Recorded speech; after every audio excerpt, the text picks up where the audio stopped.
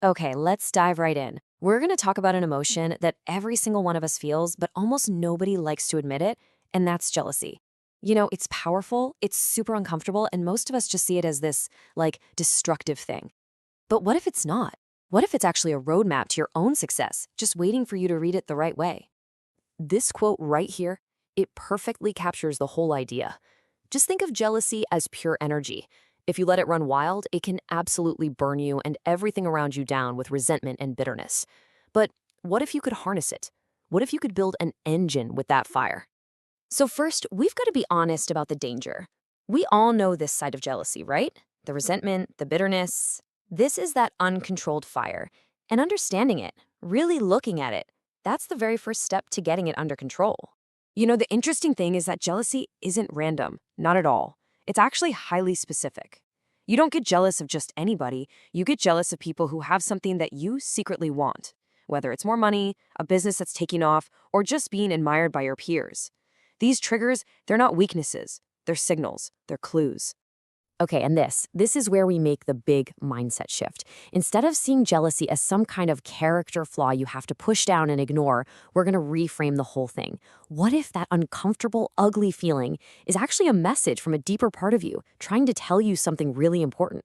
So here it is, the key insight. Jealousy isn't a sign of who you are. It's a pointer to where you want to go. It's a compass. When you feel that little pang of envy, your internal compass is basically screaming, hey, over here, look, this is what you secretly value. This is a desire you haven't even admitted to yourself yet. All right, let's make this real for a second. I want you to think about the last time you felt jealous. Seriously, was it about someone's freedom to travel the world? Well, maybe what you truly crave is independence. Was it about how much money they have? Maybe you're really seeking financial security. Or their influence? Maybe you have this deep, deep desire to make an impact. See? That emotion, it reveals your true north. Okay, so we've found the signal, we know what it's pointing to. Now what? Well, this is the most important part. We're moving from just understanding the feeling to actually using it. This is how you take that raw energy of envy and turn it into real, productive, forward motion. So you basically have two paths you can take. On one side, you've got the victim mindset. That's where jealousy just sits and rots.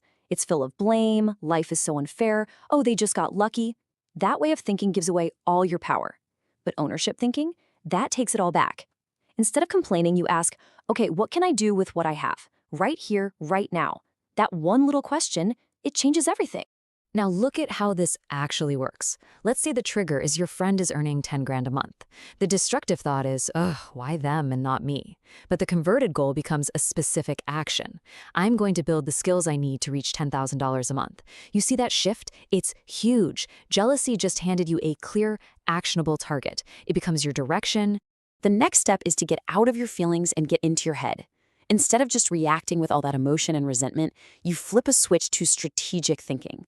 The person you envy, they're no longer your rival. They become a case study. They are a living, breathing example of how to get something you want. So let's just boil it all down. It's a simple three-step process. First, you study them. What skills do they have? What risks did they actually take? Second, you take that intense emotional energy and you use it as fuel to push yourself, to work a little harder, to study a little longer. And third, you turn all of that focus inward on your own self-improvement. It's that simple. And this brings us to the long-term strategy. Because after you've harnessed that initial burst of energy, the goal is to shift the focus entirely onto you. It's about running your own race, in your own lane. Man, I love this quote because it just gets right to the heart of it. Comparing your chapter 1 to someone else's chapter 20 is just a recipe for misery. Everybody's timeline is different. The only comparison that actually matters is this. Are you a little better today than you were yesterday? Are you improving year after year? And when you really adopt this way of thinking, just look at what happens. You're not just avoiding the bad stuff that comes with jealousy, you're creating these incredibly powerful, positive outcomes. Every action you take builds real internal confidence. Your discipline gets stronger. And that envy you used to feel, it turns into inspiration and actually helps you build a long-term vision for your own life. So let's bring it all back to where we started, back to our original metaphor. We kicked this off with the idea of jealousy as this dangerous, uncontrolled fire. But now Now we have the tools and the mindset to become the fire master. At the end of the day, it all comes down to this one simple idea. The emotion itself isn't good or bad. It's just energy. The entire difference between a destructive life and a successful one can come down to this single skill: how you choose to direct that energy. This slide just lays out the final choice perfectly. People who fail let that fire burn wildly. It turns into bitterness, resentment, hatred, and it just consumes them. But people who succeed, they grab the nozzle. They channel that exact same fire into motivation, into learning, into discipline, and into pure ambition. Ultimately, that raw energy is inside you, right now. It can be a wildfire that destroys your confidence and your peace of mind, or it can be the controlled combustion that powers the engine of your ambition, pushing you to build a life even greater than the one you once envied. The choice of how you direct it, well, that's entirely up to you.